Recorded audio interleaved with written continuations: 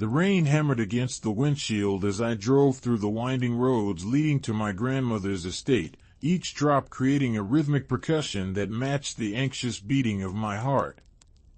The wipers struggled to keep up with the downpour, their rubber blades squeaking across the glass in a desperate attempt to clear my vision. Outside, the world had turned gray and blurred, the tall oak trees lining the driveway bending under the weight of the storm. I could smell the dampness seeping through the car's ventilation system, that earthy scent of wet pavement and soaked leaves that always reminded me of funerals and endings. My hands gripped the steering wheel so tightly that my knuckles had gone white, the leather warm and slightly slick beneath my palms. I had received the call 3 days ago. Grandmother Eleanor had passed away in her sleep at the age of 89. Peacefully, they said, as if that word could somehow soften the blow of losing the one person in my family who had ever truly understood me. The funeral had been yesterday, a somber affair filled with distant relatives I barely recognized and neighbors who spoke in hushed tones about what a pillar of the community she had been. But today was different. Today was the reading of the will, and something in my uncle's voice when he called to remind me of the appointment had sent a chill down my spine that had nothing to do with the autumn weather. I pulled up to the circular driveway in front of the sprawling Victorian mansion that had been in our family for 4 generations. The house loomed before me, its dark brick facade slick with rain, the white trim around the windows looking almost ghostly in the dim afternoon light. Ivy climbed up the eastern wall, its leaves rustling in the wind with a sound like whispered secrets. I turned off the engine and sat there for a moment, listening to the rain drum on the roof of my car, feeling the temperature drop now that the heater was off. My breath began to fog the windows, creating a barrier between me and the house that I almost wished could last forever. The front door opened before I even reached the porch steps, and there stood Uncle Richard, his tall frame filling the doorway. He was 56 years old but looked older, with deep lines etched around his mouth and eyes that spoke of years of disappointment and barely concealed bitterness. His salt and pepper hair was slicked back with too much gel, and he wore a dark suit that looked expensive but somehow cheap on him, the fabric pulling slightly across his broad shoulders. He smiled at me, but it did not reach his eyes.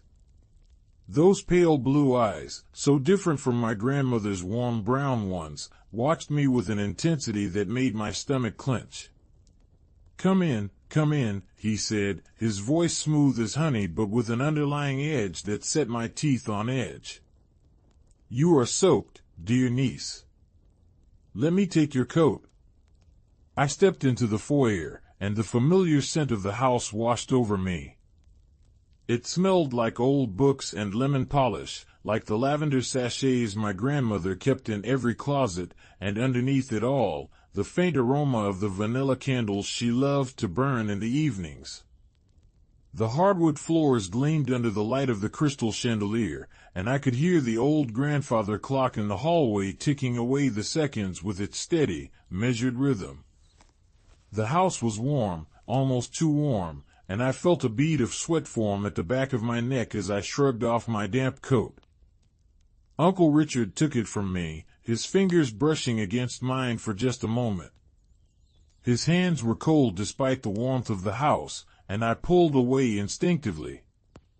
He hung my coat on the brass rack by the door, taking his time, and I noticed how his movements were deliberate, calculated, like a chess player considering his next move. The lawyer is waiting for us in the study, he said, gesturing down the hallway with a sweep of his arm. Shall we? I followed him through the familiar corridors, my shoes clicking softly on the polished wood. Family portraits lined the walls, generations of stern-faced ancestors staring down at us with painted eyes that seemed to follow my movement. I had walked these halls 1,000 times as a child, running and laughing, playing hide and seek with my cousins during holiday gatherings. But now the house felt different, heavier somehow, as if the very walls were holding their breath, waiting for something to happen. The study door was already open, and inside I could see Mr. Harrison, my grandmother's attorney, sitting behind the massive mahogany desk that had once belonged to my great-grandfather. He was a small man in his late 60s, with wire-rimmed glasses perched on his nose and a kind face that had always reminded me of a friendly owl. He stood as we entered, extending his hand first to me and then to Uncle Richard. "Miss Thornton, Mr. Thornton," he said, his voice gentle and professional. "Please, have a seat. I know this is a difficult time for both of you, and I will try to make this as brief as possible." I sank into one of the leather armchairs facing the desk, the material cool and smooth beneath my legs. Uncle Richard took the chair beside me, sitting so close that I could smell his cologne, something sharp and woody that was too strong, almost aggressive. The study was dimly lit, with heavy curtains drawn across the windows, and a single lamp on the desk cast long shadows across the room. I could hear the rain still falling outside, a constant backdrop to whatever was about to unfold. Mr. Harrison opened a leather folder on the desk and pulled out several documents, adjusting his glasses as he began to read. The will was straightforward at first. My grandmother had left various items to different family members, small bequests to her favorite charities, and generous gifts to the staff who had cared for her in her final years. I listened with half an ear, my mind wandering to memories of summer afternoons spent in this very room, curled up in that same leather chair while my grandmother read to me from her collection of classic novels. Then Mr. Harrison cleared his throat, and something in the sound made me sit up straighter, my attention snapping back to the present. "And now we come to the matter of the estate itself," he said, looking at me over the rim of his glasses. "The house, the land, and the bulk of Mrs. Eleanor Thornton's financial assets." I felt Uncle Richard shift in his seat beside me, leaning forward slightly. The leather creaked under his weight, and I could sense the tension radiating from him like heat from a furnace. My own heart began to beat faster, a flutter of anxiety mixed with something I could not quite name. "Mrs. Thornton has left the entirety of the estate, including this house and all its contents, as well as her investment portfolio valued at approximately $3.2 million, to her granddaughter, Miss Sarah Thornton." The words hung in the air like smoke, and for a moment I could not process what I had just heard. The room seemed to tilt slightly, and I gripped the arms of the chair to steady myself. $3.2 million. The house. Everything. I had expected perhaps a small inheritance, maybe some of her jewelry or a few $1,000s, but this was beyond anything I had imagined. "What?" Uncle Richard's voice cut through my shock like a knife. His tone was sharp, dangerous, and when I turned to look at him, I saw that his face had gone red, a vein pulsing visibly at his temple. "That cannot be right. There must be some mistake." Mr. Harrison remained calm, his expression neutral as he looked at my uncle. "There is no mistake, Mr. Thornton. Your mother was very clear about her wishes. She updated her will 6 months ago, and I can assure you that she was of sound mind and body when she made these decisions." 6 months ago? Uncle Richard stood abruptly, his chair scraping loudly against the floor. The sound was harsh, jarring, and I flinched. 6 months ago and she said nothing? To anyone? "Your mother was under no obligation to discuss her estate planning with anyone," Mr. Harrison said, his voice still calm but with a hint of steel underneath. "She made her choices, and they are legally binding." I sat frozen in my chair, unable to speak, unable to move. I could feel Uncle Richard's anger like a physical presence in the room, hot and suffocating. He turned to me, and the look in his eyes made my blood run cold. It was not just anger I saw there, but something darker, something that looked almost like hatred.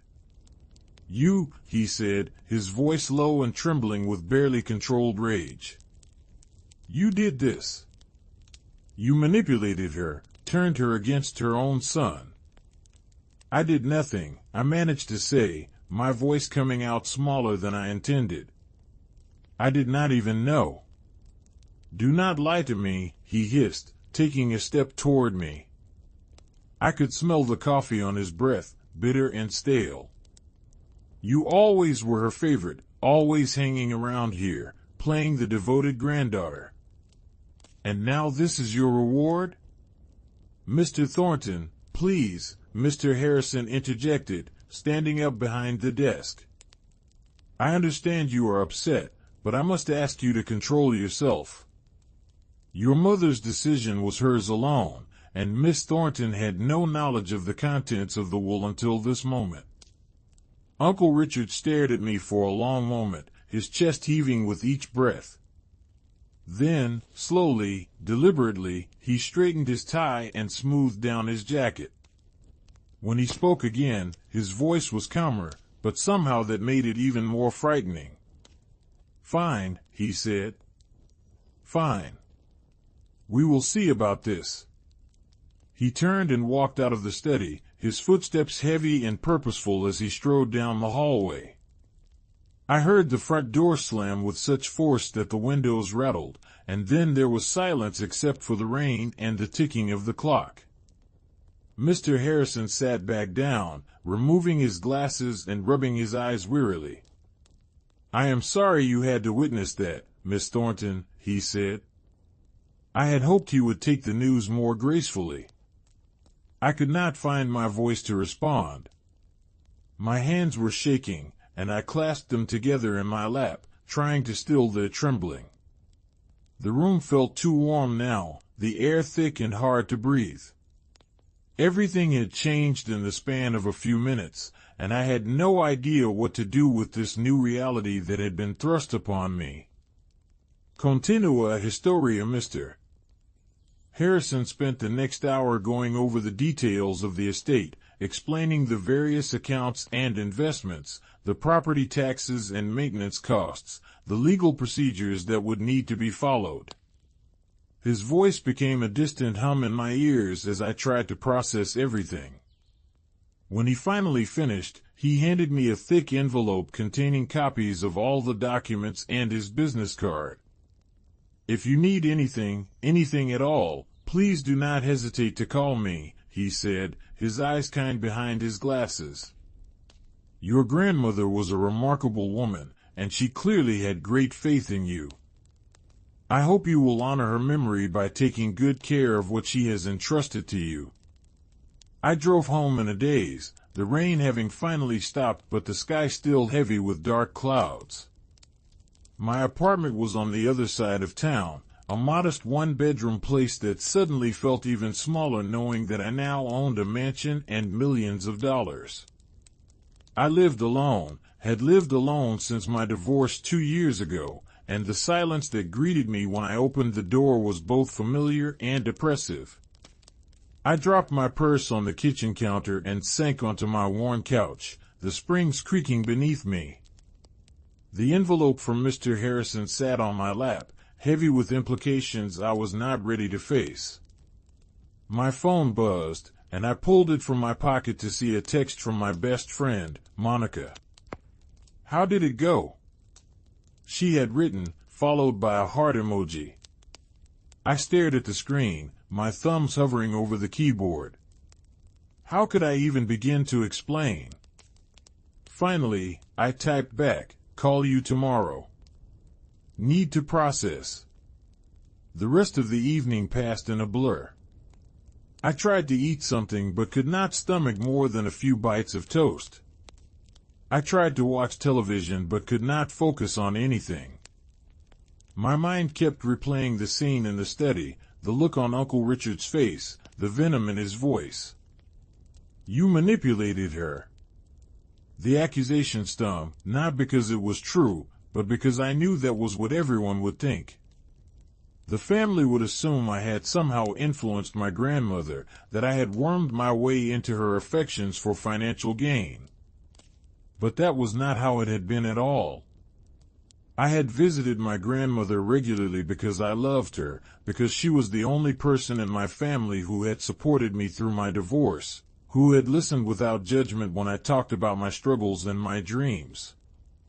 She had been my anchor, my safe harbor, and now she was gone, and in her place she had left me this enormous responsibility and a family that would surely hate me for it. I finally fell asleep sometime after midnight, still fully clothed on top of my bed, and my dreams were troubled and dark. The next morning dawned gray and cold, the kind of November day that makes you want to stay under the covers forever. I called in sick to work, something I rarely did, but I could not imagine sitting at my desk at the insurance company, processing claims and making small talk with my coworkers as if my entire world had not just been turned upside down. My boss, Mr. Peterson, was understanding, his gravelly voice sympathetic over the phone. "Take all the time you need, Sarah," he said. "Losing a grandmother is never easy." If only that were all I was dealing with, I thought as I hung up. I made myself a cup of coffee, the bitter aroma filling my small kitchen, and sat at my tiny dining table to go through the documents Mr. Harrison had given me. The numbers were staggering. Beyond the $3.2 million in investments, there were bank accounts, bonds, and the house itself, which was valued at another $1.8 million. My grandmother had been wealthy, far wealthier than I had ever realized, and she had left it all to me. Why? The question echoed in my mind. Why me and not Uncle Richard, her only child? Why not split it between us? There had to be a reason, something I was missing. My phone rang, startling me so badly that I nearly spilled my coffee. I looked at the screen and felt my stomach drop. It was Uncle Richard. For a moment I considered not answering, but something made me pick up, some sense that avoiding him would only make things worse. "Hello?" My voice sounded uncertain even to my own ears. "Sarah." His voice was different now, not angry but carefully controlled, almost pleasant.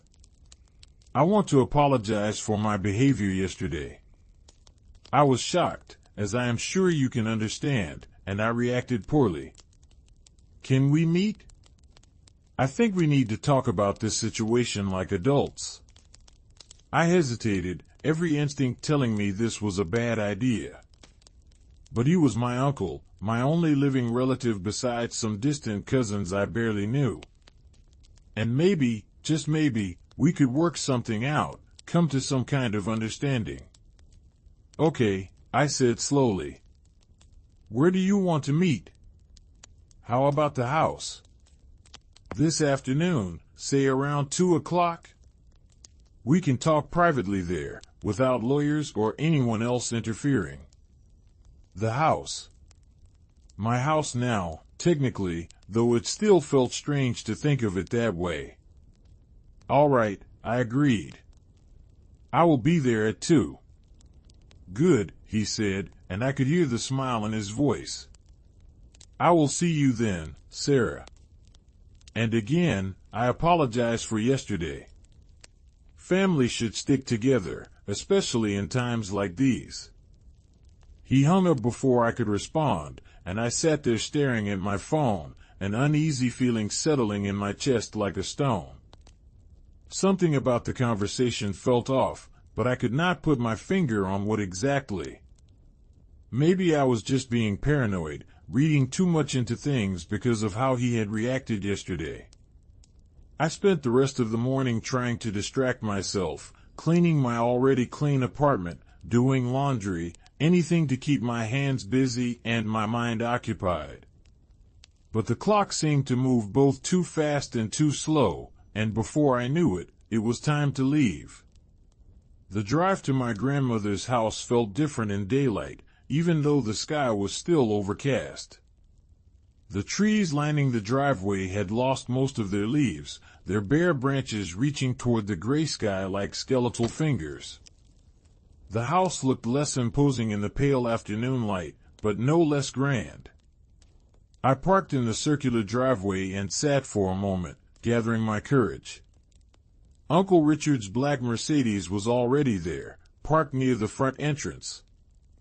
I could see him through one of the front windows, pacing back and forth in the foyer.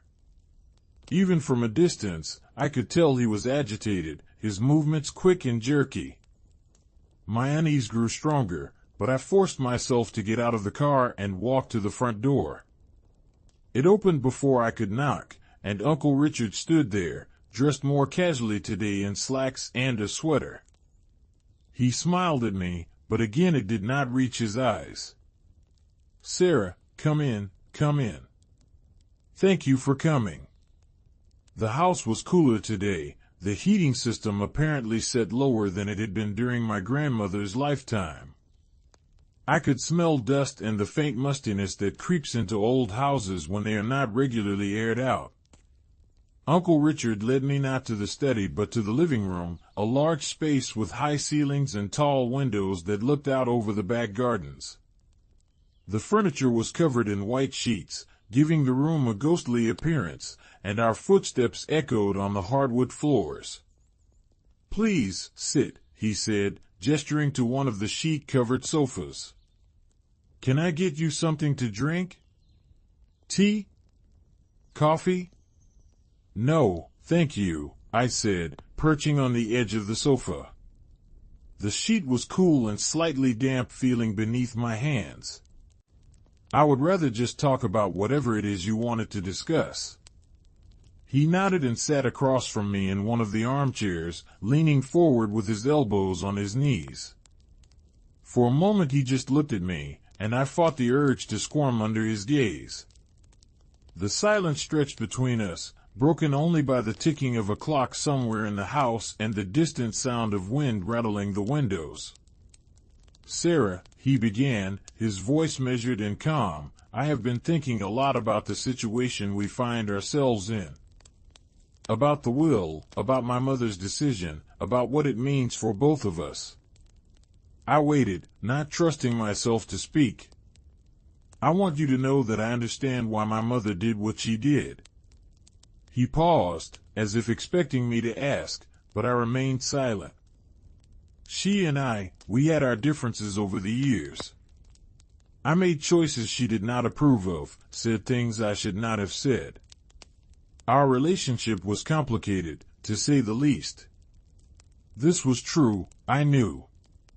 My grandmother had rarely spoken about Uncle Richard, but when she did, there was always a sadness in her voice, a disappointment that she tried to hide but never quite could.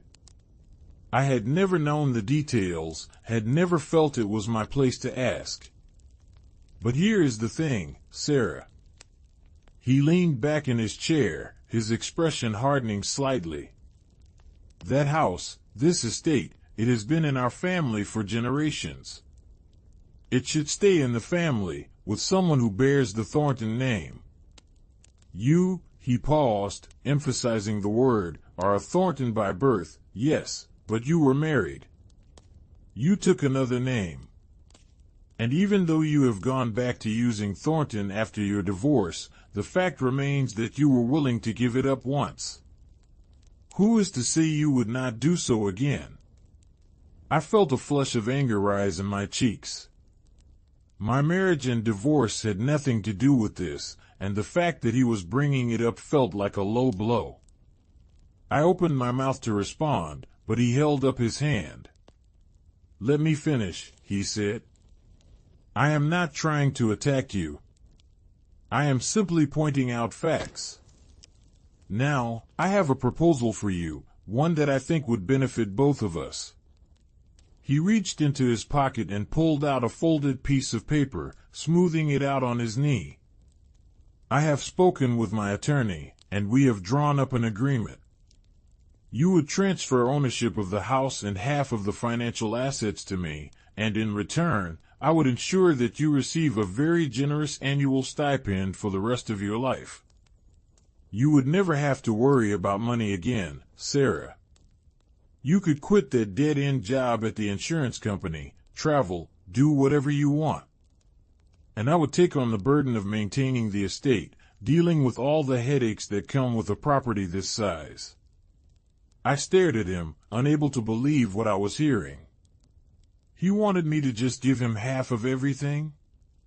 More than half, really, since the house was worth nearly as much as the entire investment portfolio?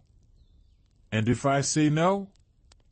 I asked, my voice steady despite the anger simmering beneath the surface. His expression changed, the mask of pleasantness slipping for just a moment to reveal something cold and calculating underneath. Well, he said slowly, that would be unfortunate.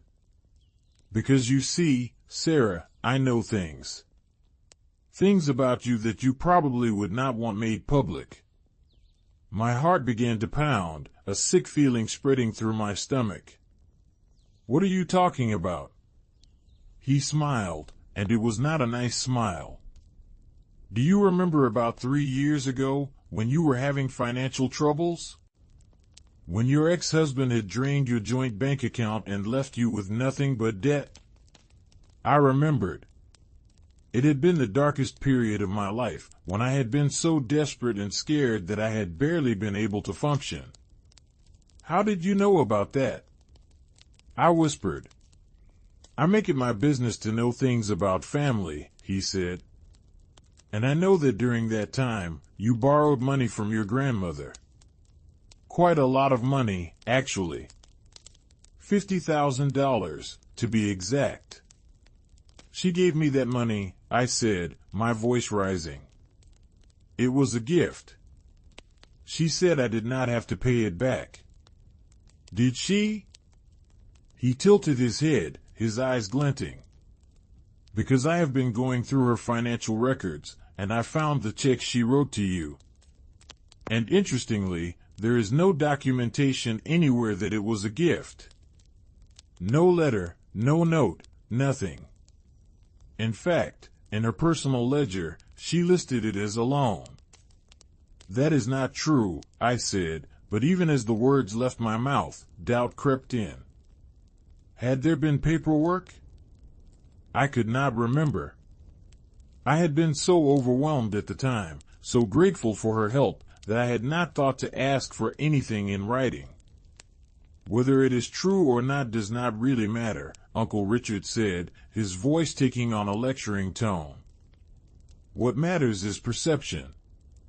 If I were to contest the will, which I have every right to do as her son, I could present evidence that you had a financial motive for manipulating my mother. That you were in debt to her, and that you influenced her to change her will in your favor as a way of clearing that debt and then some. A judge might find that very interesting, do you not think? Continua historia, I felt like I could not breathe, like the walls of the room were closing in on me. This was blackmail, pure and simple. He was threatening to drag me through court, to destroy my reputation, to paint me as some kind of con artist who had taken advantage of an elderly woman. You cannot do this, I said, but my voice lacked conviction. Oh, but I can, he replied, standing up and walking to the window. He stood with his back to me, his hands clasped behind him. And I will, unless you agree to my terms. Think about it, Sarah. Even if you won in court, which is far from certain, the legal battle would take years. It would cost you hundreds of thousands of dollars in attorney fees. Your name would be dragged through the mud. Everyone in town would know about it. Is that really what you want? I sat there, frozen, my mind racing. He was right about one thing. A court battle would be devastating, regardless of the outcome. But the thought of just handing over half of everything my grandmother had left me, of letting him bully me into submission, made me feel sick. I need time to think, I finally said, standing up on shaky legs. Of course, he said, turning back to face me. Take a few days. But not too long, Sarah. I would hate for this to get ugly. I walked out of that house on legs that felt like they might give out at any moment. The cold air hit my face like a slap, and I gulped it in, trying to clear my head. I got into my car and just sat there for a long moment, my hands gripping the steering wheel, my whole body trembling. What was I going to do? I drove home in a fog, barely aware of the road or the other cars around me. When I finally made it back to my apartment, I collapsed on my couch and let the tears come. I cried for my grandmother, for the loss of her and the comfort she had always provided. I cried for myself, for the impossible situation I found myself in. And I cried from sheer frustration and anger at Uncle Richard and his threats.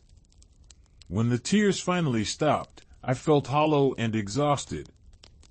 I knew I needed help, needed advice from someone I could trust. I picked up my phone and called Monica. She answered on the second ring, her voice bright and cheerful. Sarah, I have been waiting for you to call. How are you? How did everything go with the will? Can you come over? I asked, my voice hoarse from crying. I really need to talk to someone. Her tone immediately shifted to concern. Of course. Give me 20 minutes. I will bring wine. True to her word, Monica arrived 20 minutes later with 2 bottles of red wine and a bag of Chinese takeout.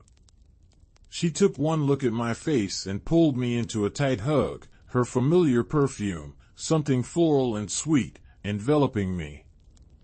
Oh honey, she said. What happened? We sat on my couch, and I told her everything. About the will, about Uncle Richard's reaction, about the meeting today and his threats. She listened without interrupting, her dark eyes growing wider with each detail. When I finished, she sat back and let out a long, low whistle. That is blackmail, she said flatly. You know that, right? What he is doing is illegal. I know, I said, taking a sip of the wine she had poured for me. The liquid was warm and smooth going down, and I felt some of the tension in my shoulders ease slightly. But how do I prove it? It is his word against mine. And he is right about one thing. Even if I fight him and win, the process would be horrible. Monica was quiet for a moment, her brow furrowed in thought. She was a paralegal at a law firm downtown, and I could see her mind working through the legal angles. Okay, she said finally. First things first. You need to talk to Mr. Harrison, your grandmother's attorney. Tell him what is happening. He might have insights or options you have not considered. I nodded. That made sense. And second, she continued, do not agree to anything. Do not sign anything. Do not even respond to your uncle until you have talked to a lawyer. In fact, I am going to give you the name of someone at my firm who specializes in estate law. She is tough as nails and does not take crap from anyone. Thank you, I said, feeling a small spark of hope for the first time since leaving my grandmother's house. I do not know what I would do without you. You would figure it out, she said, squeezing my hand. You are stronger than you think, Sarah. But you do not have to do this alone. We spent the rest of the evening eating Chinese food and drinking wine, and Monica did her best to distract me with stories from her office and gossip about mutual friends. By the time she left around 10 o'clock, I felt marginally better, or at least less alone. The next morning, I called Mr. Harrison first thing. His secretary put me through immediately, and I could hear the concern in his voice when he greeted me. Miss Thornton, what can I do for you? I told him about my meeting with Uncle Richard, about the accusations and the threats. There was a long silence on the other end of the line, and when he finally spoke, his voice was tight with anger. "That man," he said, and I could hear him take a deep breath, clearly trying to control his temper. "Miss Thornton, I want you to listen to me very carefully. What your uncle is doing is not only unethical, it is illegal. And furthermore, his claims about the $50,000 are completely baseless." "What do you mean?" I asked, my heart beginning to race. "Your grandmother kept meticulous records," he said. "And I have copies of everything. That $50,000 was explicitly documented as a gift. She wrote a letter to accompany the check, stating in clear terms that it was not a loan and that you were under no obligation to repay it. I have that letter in my files." I felt like I could breathe again for the first time in 24 hours. "She did? Why did I not know about this?" "She probably did not want to make a big deal of it," he said gently. "That was her way. But the documentation exists, and it completely undermines your uncle's threats. As for his claim that you manipulated her, that is equally absurd. Your grandmother updated her will of her own volition, and I can testify to her state of mind at the time. She was sharp as a tack, knew exactly what she was doing, and was very clear about her reasons." "What were her reasons?" I asked quietly. "Why did she leave everything to me?" Mr. Harrison was quiet for a moment. "I think," he said slowly, "that is something you should discover for yourself. Your grandmother left you a letter, Miss Thornton. I was instructed to give it to you 1 week after the reading of the will. I was going to mail it to you, but given the circumstances, perhaps you should come to my office and pick it up in person. Can you come by this afternoon?" "Yes," I said immediately. "Yes, I will be there." I hung up and sat staring at my phone, my mind whirling. A letter. My grandmother had left me a letter. And suddenly I realized that she must have known, must have anticipated that Uncle Richard would react badly to the will. She had prepared for this, had left me the tools I would need to fight back. I arrived at Mr. Harrison's office at 2 o'clock that afternoon. It was located in a historic building downtown, with high ceilings and old-fashioned wooden paneling that gave it an air of dignity and permanence. His secretary, a pleasant woman in her 50s, showed me into his office immediately. Mr. Harrison stood and came around his desk to shake my hand, his grip firm and reassuring. "Please, sit," he said, gesturing to one of the leather chairs facing his desk. "Can I get you anything? Coffee? Water?" "No, thank you," I said, sitting down. "I am fine. I just want to see the letter." He nodded and went to a filing cabinet in the corner of the room, unlocking it with a small key he pulled from his pocket.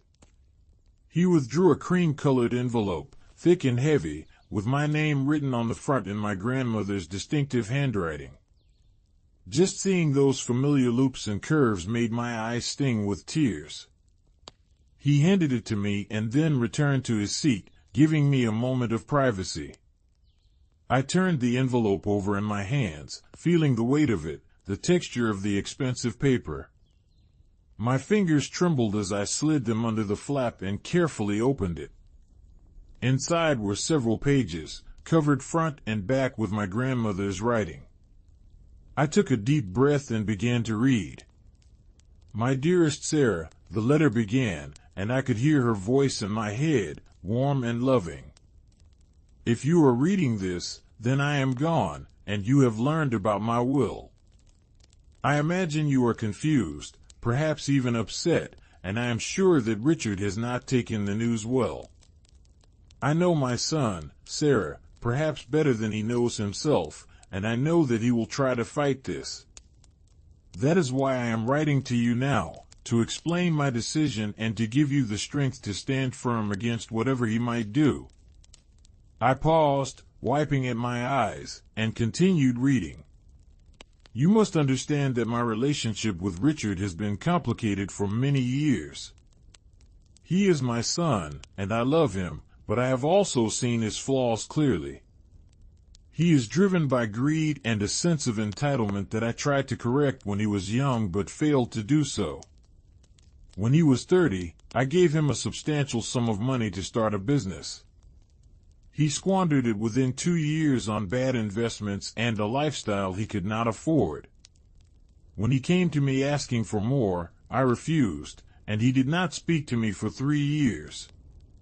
We eventually reconciled, but things were never the same. He visited me out of obligation, not love. He asked about my health only to gauge how much longer he would have to wait for his inheritance. I am not blind, Sarah. I saw it all, and it broke my heart.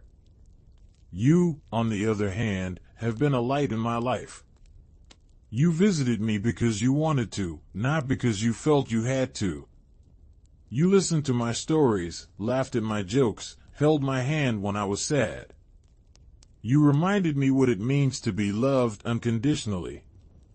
When you went through your divorce, when you were at your lowest point, you could have asked me for more than you did. You could have taken advantage of my affection for you. But you did not. You asked for help only when you truly needed it, and you were grateful for every bit of support I gave you. That is why I am leaving everything to you, Sarah. Not because I want to punish Richard, though perhaps he will see it that way, but because I trust you. I trust you to take care of the house, to preserve our family's legacy, to use the money wisely and well. I know that you will honor my memory in a way that Richard never could. I also know that Richard will likely challenge this will. He may threaten you, try to intimidate you, or spread lies about you. Do not let him. Mr. Harrison has all the documentation you will need to prove that my decision was made freely and with full mental capacity. The $50,000 I gave you 3 years ago was a gift, clearly documented as such. You owe no one any explanations or apologies for accepting my generosity. Be strong, my darling girl. Stand up for yourself. Do not let Richard bully you into giving up what is rightfully yours. This is not about money or property. This is about knowing your worth and refusing to be diminished by those who would tear you down. I love you, Sarah. I always have, and I always will. Make me proud. Your loving grandmother, Eleanor. By the time I finished reading, tears were streaming down my face. I clutched the letter to my chest, feeling the weight of my grandmother's love and faith in me. She had known. She had known exactly what would happen, and she had prepared me for it. Mr. Harrison handed me a box of tissues, his own eyes looking a bit misty. She was a remarkable woman, he said softly. Yes, I said, my voice thick with emotion. Yes, she was. I left his office with the letter safely tucked in my purse and a renewed sense of determination. Uncle Richard thought he could intimidate me, thought he could use fear and lies to get what he wanted. But he was wrong. I had my grandmother's love, her trust, and her explicit instructions to stand firm. And that was exactly what I was going to do. Continua historia. The next morning, I called the attorney Monica had recommended, a woman named Patricia Chen. Her assistant scheduled me for an appointment that same afternoon, and I spent the intervening hours organizing all my documents, making copies of everything, including my grandmother's letter. Patricia Chen's office was modern and sleek, all glass and chrome, a stark contrast to Mr. Harrison's traditional space. She herself was in her early 40s, with short black hair and sharp, intelligent eyes that seemed to take in everything at once. She listened to my story without interrupting, occasionally making notes on a legal pad, her expression neutral but focused. When I finished, she sat back in her chair and tapped her pen against her lips thoughtfully. "Okay," she said. "Here is what we are dealing with. Your uncle is attempting to coerce you into signing over assets that are legally yours through threats and intimidation. That is textbook blackmail, and it is a crime. However, proving it in a way that would lead to criminal charges is difficult unless we have recordings or written evidence of his threats." "I do not have any recordings," I said, feeling my hope deflate slightly. "That is okay," she said, holding up a hand. "We do not need criminal charges to deal with this. What we need is to make it very clear to your uncle that his threats are baseless and that any attempt to contest the will would be a waste of his time and money.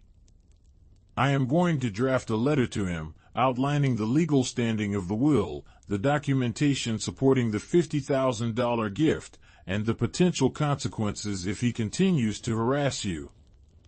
Sometimes, all it takes is a strongly worded letter from an attorney to make someone back down."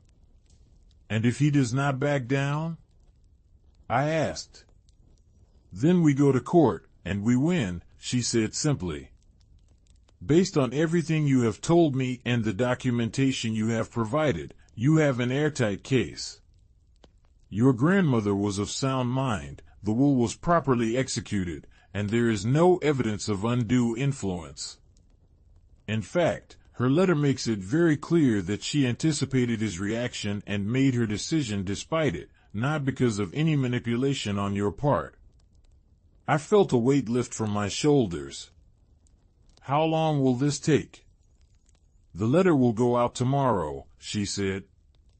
"After that, we wait and see how he responds. In the meantime, I want you to document any further contact he makes with you. If he calls, let it go to voicemail. If he texts or emails, save everything. Do not meet with him alone again. If he shows up at your home or workplace, call the police. We need to establish a pattern of harassment if this goes further." I nodded, taking in all her instructions. "Thank you," I said. "I cannot tell you how much better I feel just knowing I have someone on my side." "That is what I am here for," she said with a small smile. "You are not alone in this, Sarah. We are going to make sure your grandmother's wishes are honored." I left her office feeling more confident than I had in days. For the first time since the reading of the will, I felt like I had some control over the situation, like I was not just a victim of Uncle Richard's schemes but an active participant in my own defense.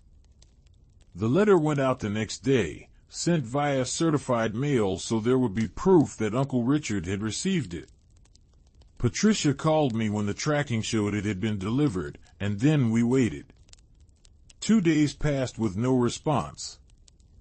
I went back to work, trying to return to some semblance of normalcy, though I found it hard to concentrate on insurance claims and policy renewals when my mind kept drifting to the situation with my uncle. My coworkers noticed I was distracted, but I brushed off their concerns with vague mentions of family stress. On the 3rd day, my phone rang just as I was leaving the office. It was an unknown number, but something made me answer it. "Sarah." Uncle Richard's voice was cold, clipped, all pretense of friendliness gone. "I received a letter from your attorney." "Yes," I said, keeping my voice steady. I thought it was important to clarify the legal situation. "You think you are very clever, do you not?" he said, and I could hear the anger simmering beneath his words. "Hiring a lawyer, threatening me with harassment charges. But you are making a big mistake, Sarah. A very big mistake." "I am not threatening you," I said. "I am simply protecting what my grandmother left to me." If you have a legitimate legal claim, you are welcome to pursue it through the proper channels. But I will not be intimidated or blackmailed." There was a long pause, and when he spoke again, his voice was low and dangerous. "You have no idea what you are dealing with. You think this is over? It is far from over. I will make sure you regret this, Sarah. I will make sure everyone knows what kind of person you really are." He hung up before I could respond, and I stood there in the parking lot, my hand shaking as I lowered the phone. I immediately called Patricia and told her about the conversation. "Perfect," she said, and I could hear the satisfaction in her voice. "That was a direct threat. Did you record it?" "No," I said, cursing myself for not thinking of it. "That is okay. Write down everything he said, word for word, while it is still fresh in your memory. Include the date, time, and phone number he called from. This is exactly the kind of documentation we need." I did as she instructed, sitting in my car and typing out every detail of the conversation on my phone. When I was done, I sent it to Patricia and then just sat there for a moment, trying to calm my racing heart. Uncle Richard was not going to give up. That much was clear. But neither was I. Over the next few weeks, the harassment escalated. Uncle Richard began calling me at all hours, sometimes in the middle of the night, leaving voicemails that ranged from angry rants to attempts at manipulation, trying to guilt me into changing my mind. I saved every single one, as Patricia had instructed. He sent emails, long rambling messages accusing me of being a thief and a liar, of destroying the family. I saved those too. He also began spreading rumors around town. I started noticing people looking at me strangely at the grocery store, whispering when they thought I could not hear. One of my grandmother's former neighbors, a woman I had known since childhood, actually confronted me in the produce section, her face red with indignation. "I heard what you did," she said, her voice loud enough that other shoppers turned to look. "Taking advantage of poor Eleanor like that. You should be ashamed of yourself." I tried to explain, tried to tell her that it was not like that, but she turned her back on me and walked away. I left my half-full cart in the aisle and fled the store, my face burning with humiliation. That night, I called Monica in tears. "I cannot do this," I told her. "It is too much. Maybe I should just give him what he wants and make this all go away." "No," she said firmly. "Absolutely not. That is exactly what he wants, Sarah. He is trying to break you down, to make you so miserable that you will give in just to make it stop. But if you do that, he wins. And more importantly, you will have betrayed your grandmother's trust." "I know," I said, wiping at my eyes. "I know you are right. It is just so hard." "I know it is," she said, her voice softening. "But you are not alone. You have me, you have Patricia, you have Mr. Harrison. We are all on your side. And the truth will come out eventually. It always does." She was right, of course. But knowing that did not make the day-to-day reality any easier to bear. Patricia filed for a restraining order after the phone calls and emails continued despite her warnings. We had to go to court for a hearing, and I found myself sitting in a courtroom for the first time in my life, my stomach in knots as I waited for the judge to call our case. Uncle Richard was there with his own attorney, a slick-looking man in an expensive suit who kept whispering in his ear. When our eyes met across the courtroom, Uncle Richard smiled at me, and it was the coldest, most hateful expression I had ever seen. The hearing was brief. Patricia presented the evidence of Uncle Richard's harassment, the voicemails, the emails, the threatening phone call. His attorney tried to argue that it was simply a family dispute, that emotions were running high, but the judge was not impressed. "Mr. Thornton," the judge said, looking at my uncle over the top of her reading glasses, "I do not care if this is a family matter or not. The evidence clearly shows a pattern of harassment and intimidation. I am granting the restraining order. You are to have no contact with Miss Thornton, directly or indirectly, for a period of 1 year. If you violate this order, you will be arrested. Do you understand?" Uncle Richard's face had gone red, a vein pulsing at his temple just like it had the day of the will reading. "Yes, Your Honor," he said through gritted teeth. As we left the courtroom, Patricia put a hand on my shoulder. "That was a good outcome," she said. "The restraining order will give you some breathing room. And it also establishes a legal record of his behavior, which will be very useful if he does decide to contest the will." I nodded, feeling a mixture of relief and exhaustion. "I just want this to be over," I said. "I know," she replied. "And it will be. Just hang in there a little longer." The restraining order did help. The phone calls and emails stopped, and the immediate sense of being under siege lifted. But the damage to my reputation in the community had been done. People still looked at me with suspicion, still whispered behind my back. I found myself avoiding places I used to frequent, taking different routes to work, essentially hiding from my own life. I also had to deal with the practical matters of the estate. The house needed maintenance, the gardens needed care, and there were 1,000 small decisions to be made about what to keep and what to sell. I hired a property management company to handle the day-to-day issues, but I still had to go to the house regularly to sort through my grandmother's belongings. It was on one of these visits, about 2 months after the restraining order had been granted, that I made a discovery that changed everything. I was in my grandmother's bedroom, going through her closet, deciding what to donate and what to keep. The room still smelled like her, like the rose-scented powder she used and the lavender sachets in her drawers. It made my heart ache, but I forced myself to continue. At the back of the closet, behind a row of evening gowns she had not worn in years, I found a small wooden box. It was locked, but the key was taped to the bottom. Inside were letters, dozens of them, tied together with faded ribbon. I sat on the floor of the closet and began to read. There were letters from Uncle Richard to my grandmother, spanning decades. The early ones were normal enough, letters from college talking about his classes and his friends. But as the years went on, the tone changed. He began asking for money, first in small amounts, then larger and larger sums.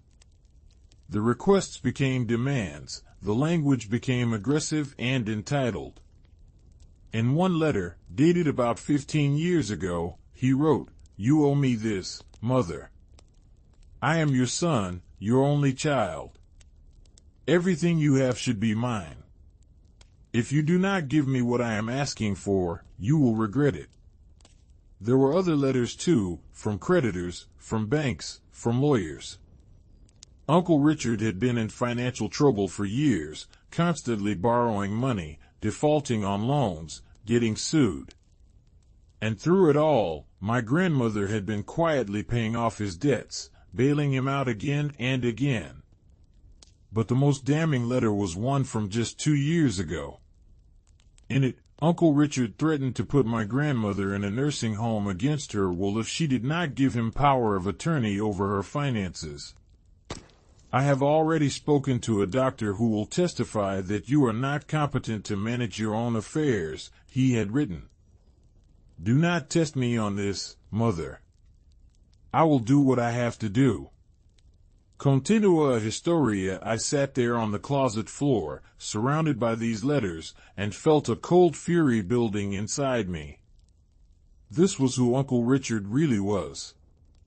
Not just greedy and entitled, but cruel and manipulative, willing to threaten his own mother to get what he wanted. And my grandmother had endured it all in silence, never telling anyone, never asking for help. I gathered up all the letters and took them directly to Patricia's office. She read through them, her expression growing darker with each page. "This is explosive," she said when she finished.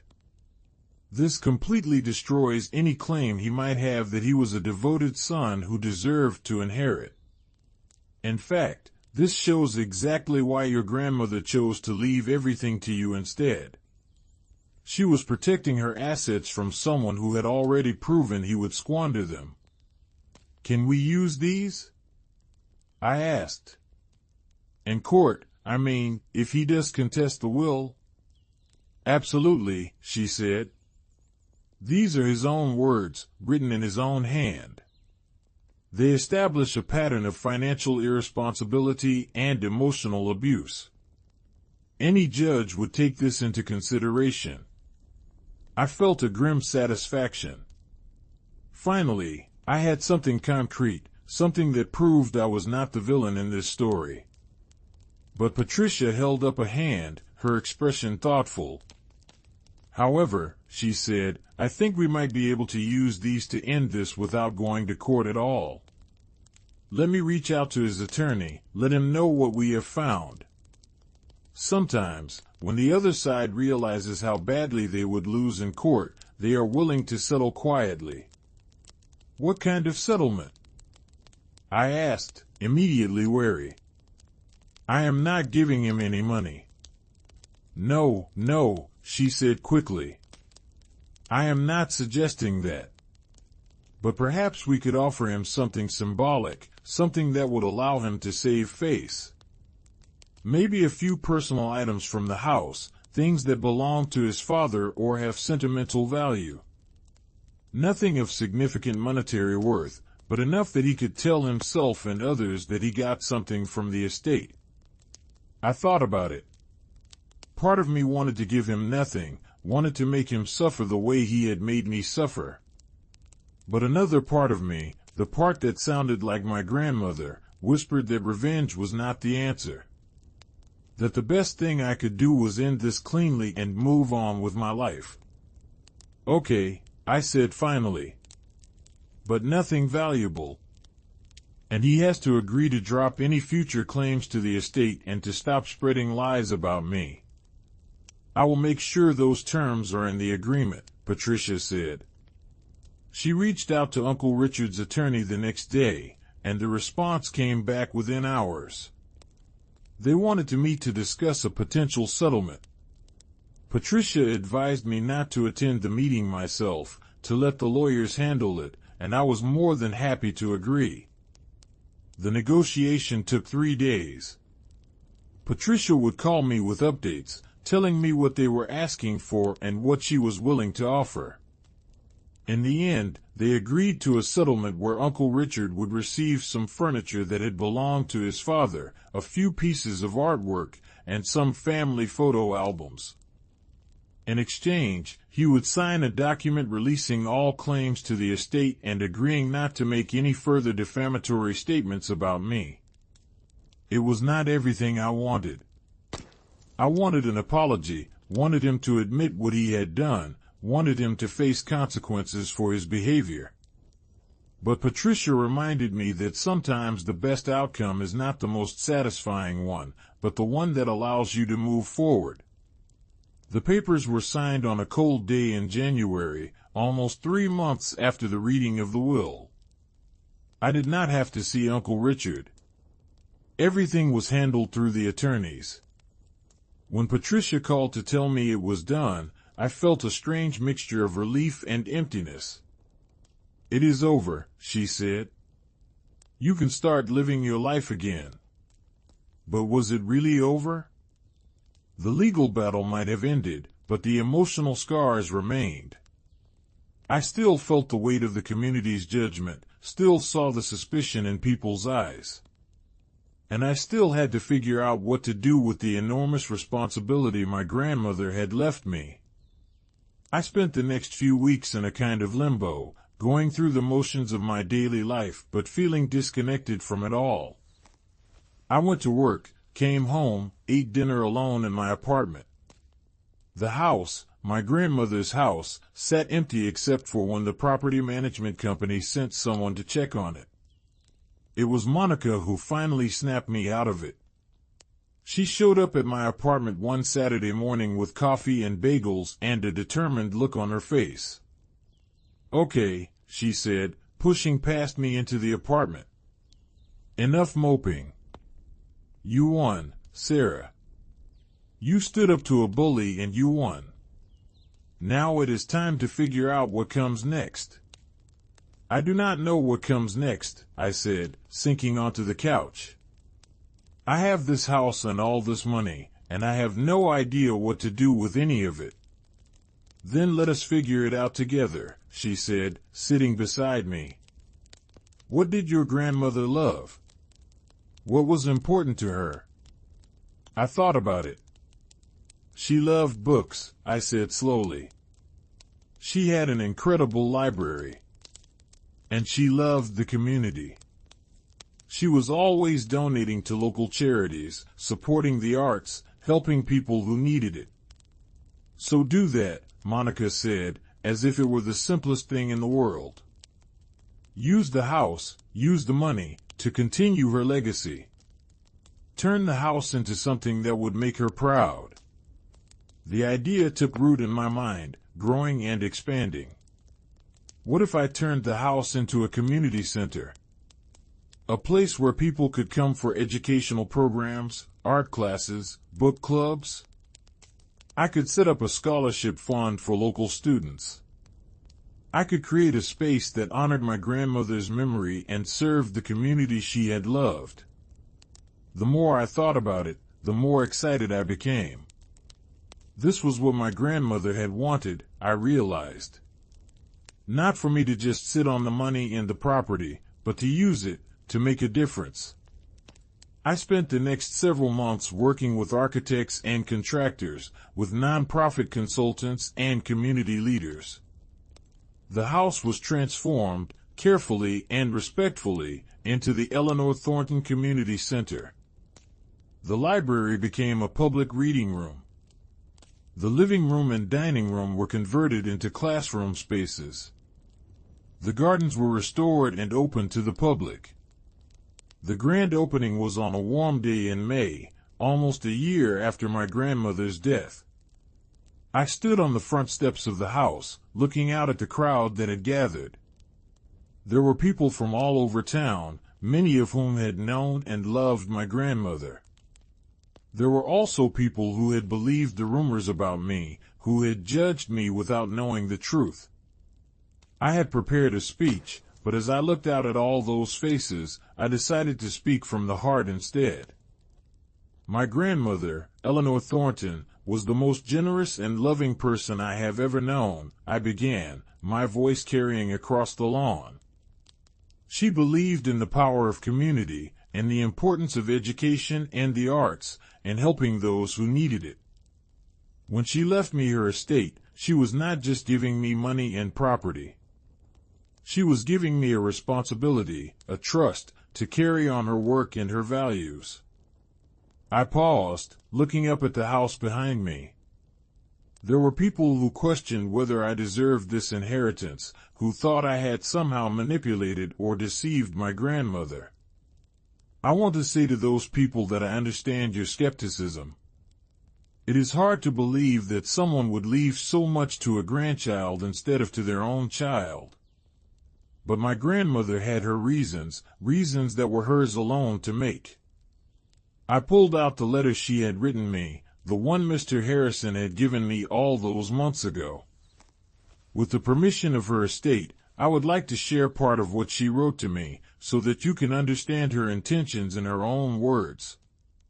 I read the relevant passages, my voice breaking slightly as I spoke her words aloud. When I finished, there was silence, and then someone in the crowd began to clap. Others joined in, and soon the applause was thunderous. After the ceremony, people came up to me one by one. Some apologized for believing the rumors.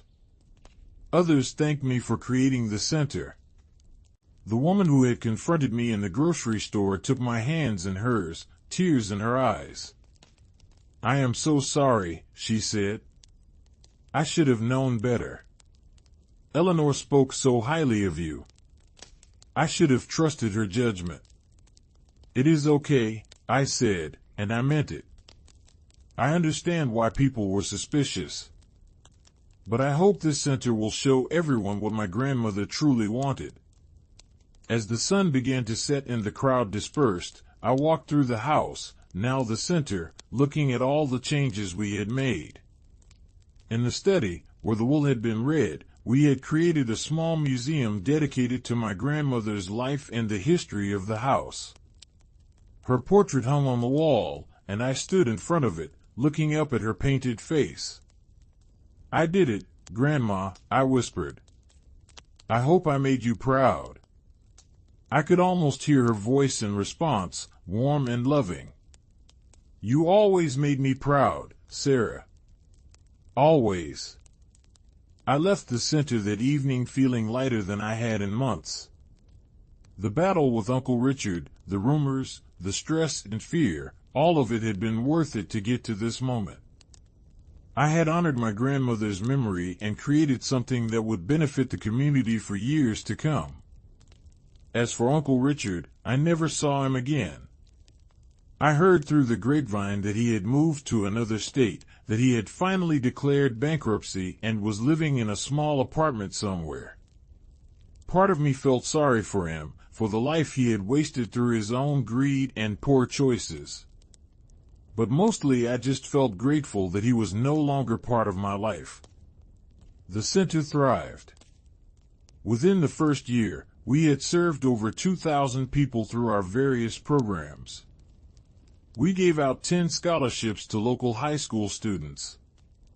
We hosted art exhibitions, concerts, lectures, and community gatherings. The house that had sat empty and silent became filled with life and laughter and learning. I eventually quit my job at the insurance company and became the full-time director of the center. It was challenging work, but it was also deeply fulfilling in a way my old job had never been. I was making a real difference in people's lives, carrying on my grandmother's legacy of generosity and community service.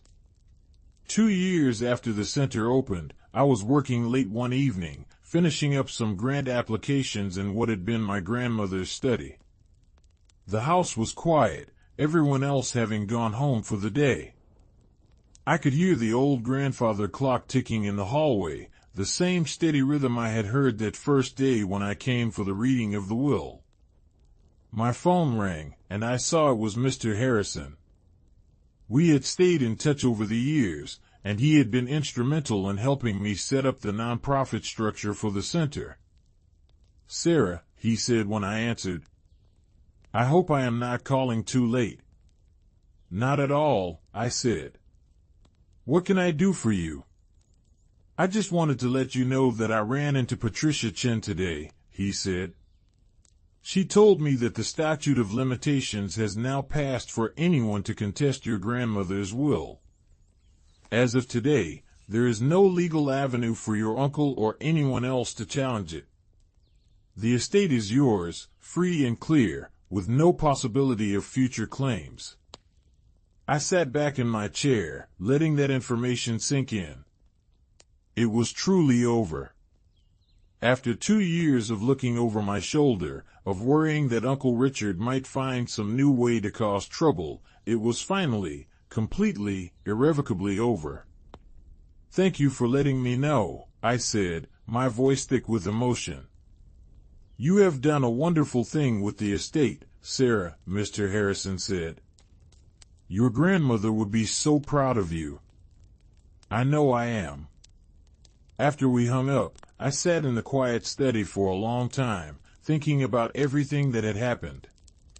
The grief and the fear, the anger and the doubt, the hard-won victories and the lessons learned. I thought about my grandmother and the gift she had given me, not just the money and the house, but the opportunity to become someone stronger, someone braver, someone who could stand up for what was right even when it was hard. I walked through the center, turning off lights as I went, running my hand along the polished wood of the banister, breathing in the familiar scent of old books and lemon polish. This was my home now, in a way my apartment had never been. This was where I belonged. As I locked the front door and walked to my car, I looked back at the house one more time. The moon was full, casting silver light across the Victorian facade, making the windows glow softly. I could almost see my grandmother standing in one of those windows, watching me, smiling. I got in my car and drove away, but I was not leaving. I would be back tomorrow, and the day after that, and the day after that. Because this was not just my grandmother's legacy anymore. It was mine too. And I would spend the rest of my life making sure it endured, making sure that her generosity and love continued to touch lives long after both of us were gone. The blackmail, the threats, the attempts to take what was rightfully mine, all of it had failed. Uncle Richard had tried to break me, to force me into submission through fear and intimidation. But he had underestimated me, just as he had underestimated my grandmother. We were stronger than he ever gave us credit for, and in the end, that strength had won out. Not everything is what it seems. That was the title of this story, and it was true in so many ways. The inheritance that seemed like a blessing had turned into a nightmare of legal battles and family betrayal. The uncle who should have been supportive had revealed himself to be cruel and manipulative. The community that should have been understanding had been quick to judge and condemn. But it was also true in another way. The nightmare had transformed into a triumph. The betrayal had revealed true friends and allies. The judgment had eventually given way to respect and gratitude. And I, who had thought of myself as weak and uncertain, had discovered reserves of strength and courage I never knew I possessed. As I drove through the quiet streets toward my apartment, I thought about what I would say if I could talk to my grandmother one more time.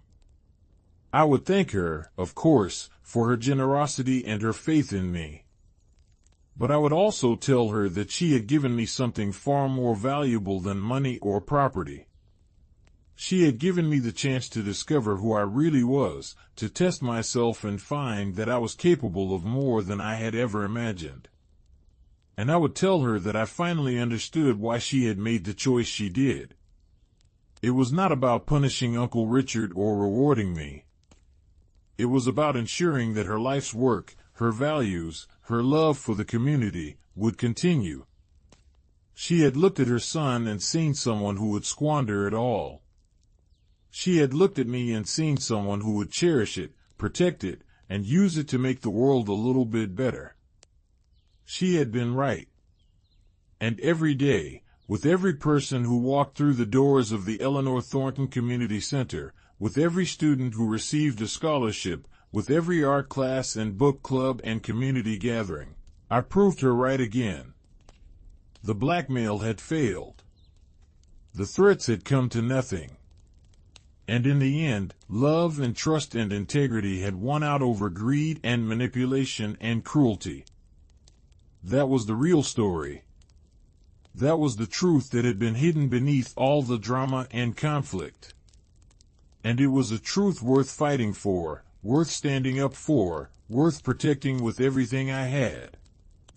I pulled into my apartment complex and sat in my car for a moment, looking up at the stars visible between the buildings. Tomorrow I would go back to the center. There were programs to plan, grants to write, people to help. The work was never done, but I would not have it any other way. Because this was my purpose now, my calling. This was what my grandmother had seen in me, what she had trusted me to do. And I would spend the rest of my life living up to that trust, honoring her memory, and proving that her faith in me had not been misplaced. I got out of the car and walked to my apartment, my steps light despite the long day. Inside, I made myself a cup of tea and sat by the window, looking out at the city lights. The journey had been hard, harder than anything I had ever experienced. But I had survived it. More than that, I had grown from it, become stronger and more confident and more certain of who I was and what I was capable of. Uncle Richard had tried to blackmail me over the will, had tried to use fear and lies to take what my grandmother had left me. But he had failed, and in failing, he had inadvertently given me the greatest gift of all. He had forced me to fight, to stand up for myself, to discover my own strength. And in doing so, he had helped me become the person my grandmother had always believed I could be. For that, in a strange way, I was almost grateful. Not grateful for the pain or the fear or the months of stress and uncertainty, but grateful for the opportunity to prove, to myself and to the world, that I was worthy of my grandmother's trust. That I was strong enough, brave enough, good enough to carry on her legacy. And as I sat there in my quiet apartment, sipping my tea and watching the stars, I felt a peace settle over me that I had not felt in a very long time. The battle was over. The war was won. And I could finally, truly, begin to live the life my grandmother had wanted for me. A life of purpose and meaning. A life of service and generosity. A life that honored her memory and made the world a little bit better, one day at a time. That was her gift to me. Not the money or the house or the estate, but the opportunity to become someone who mattered, someone who made a difference, someone who carried on a legacy of love and compassion and community. And I would spend the rest of my life being worthy of that gift, living up to that legacy, and making sure that my grandmother's name and her values lived on long after both of us were gone. The blackmail had failed. The truth had won. And I had discovered that I was so much stronger than I ever knew. That was the real story. That was what really mattered. And that was the truth I would carry with me for the rest of my days.